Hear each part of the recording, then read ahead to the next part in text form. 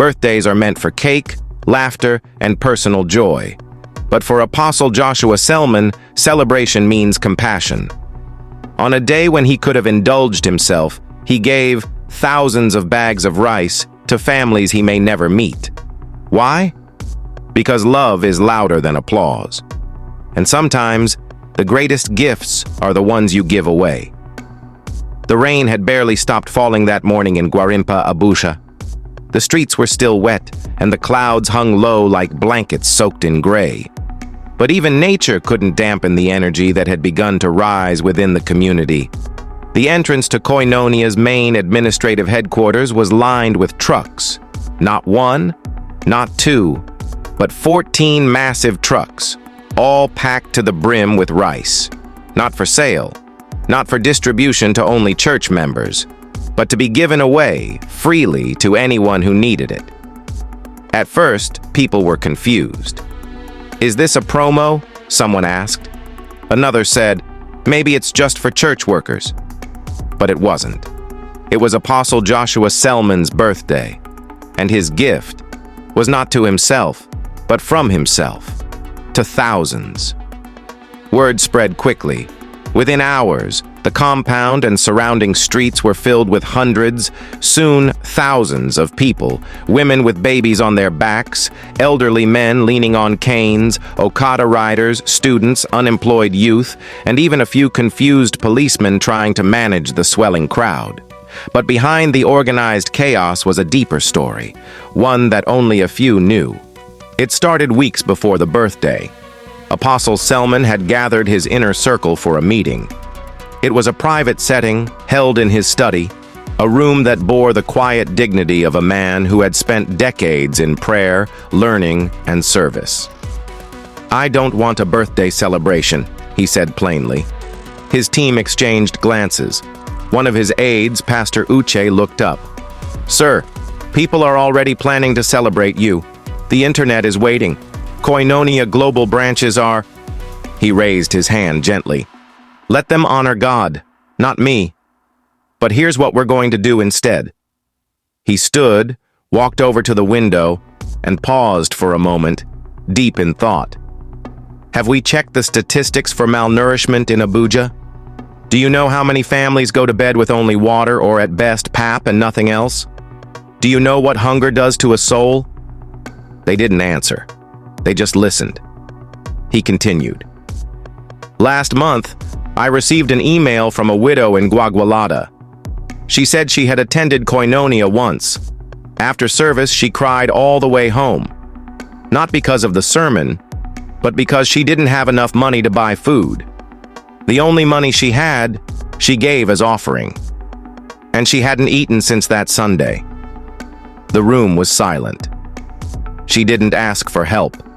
She just wanted me to know that the teaching gave her strength to hold on.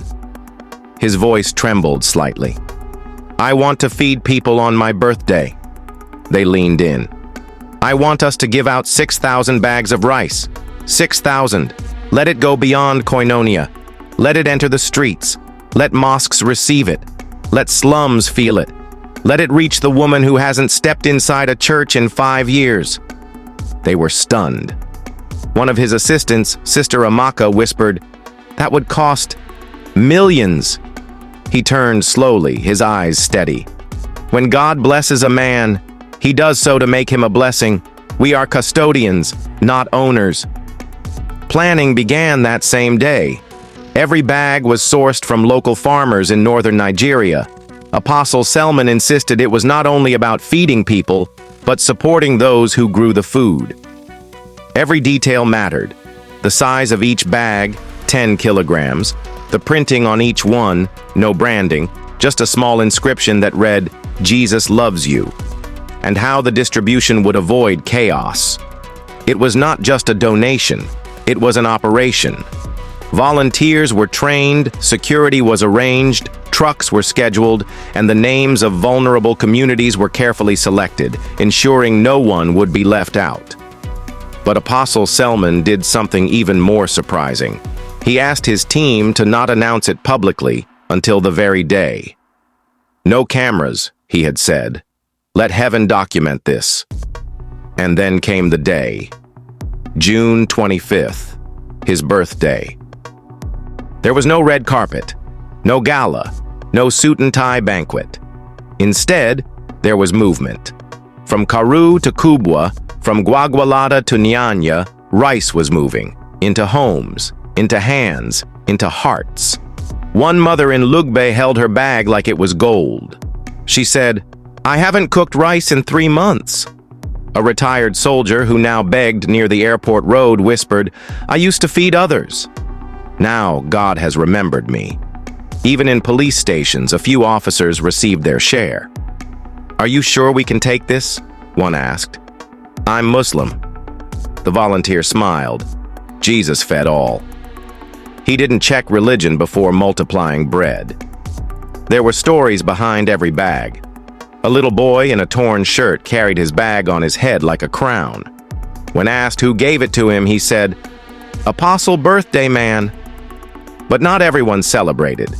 Some critics online accused him of public showmanship. "Why didn't he give quietly?" one post read. Another wrote, "He's doing it to control public opinion." But they didn't know. There was no press release, no hashtags, no influencers posting for likes. Everything people saw was recorded by witnesses, not the organizers. And yet, in the middle of the online noise, a post from a young woman went viral. She had received a bag of rice at 6:15 a.m. that morning. By 8:45 a.m., her mother, who had been sick for weeks, was able to eat a proper meal. "Today," she wrote, "we didn't just eat rice. We ate hope." Later that evening, while the rest of the city buzzed about the quiet generosity, Apostle Selman sat in his room alone. Not tired, but grateful. A small cake sat on the table. There were no candles. Instead, he opened his Bible to Isaiah 58 and read aloud, "Is not this the kind of fasting I have chosen? To loose the chains of injustice and untie the cords of the yoke, to set the oppressed free and break every yoke? Is it not to share your food with the hungry and to provide the poor wanderer with shelter? When you see the naked, to clothe them and not to turn away from your own flesh and blood?" He closed the Bible, whispered a simple prayer, and thanked God, not for the attention, not for the accolades, but for the opportunity to serve. Because to him, it wasn't just about rice. It was about dignity, about compassion, about showing the love of Jesus without preaching a sermon. The following Sunday, he stepped on the pulpit. The crowd rose in celebration. They sang, clapped, shouted. But he simply lifted his hand, smiled, and said, "Thank you. I truly appreciate the love. But if you really want to honor me, go out this week and be someone's miracle." And that was it. He began to preach, just as powerfully as ever, without mentioning the 6,000 bags of rice. Because for him, that was already done. He didn't need to tell the world what God saw in secret, but the world saw it anyway. And in the days that followed, the story of the rice began to spread beyond Nigeria, to Ghana, to South Africa, to the UK, to the US. Not as a campaign, but as a testimony of what happens when a man lays down his birthday for others. Moral of the story: we live in a time where power is often measured by how much we can take. But maybe, just maybe, true greatness is in how much we give. And sometimes it takes an act of kindness and show of love to preach the gospel better than 1,000 sermons. If this story moved you, let it move you to action. Find someone today and bless them. It doesn't have to be 6,000 bags. It could be one meal, one prayer, one act of kindness. Let's make love louder than religion. Let's be the hands of Jesus. And if you're ever wondering what true leadership looks like, remember the birthday when a man gave rice to a nation, not to be seen, but to be significant.